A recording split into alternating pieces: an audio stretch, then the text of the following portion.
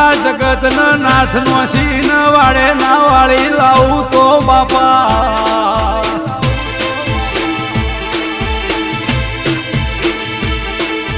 તેર વર્ષની ઉંમરની વાપણી મોજો ધૂળ પડવા દઉં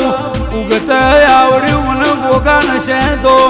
વિકા પવાડાનો પાર લાયા વનો સમાલમો જપું તો હું શિભાનો નાગ નહીં લ્યા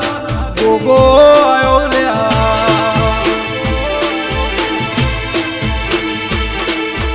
એ ગોગા સાંભળો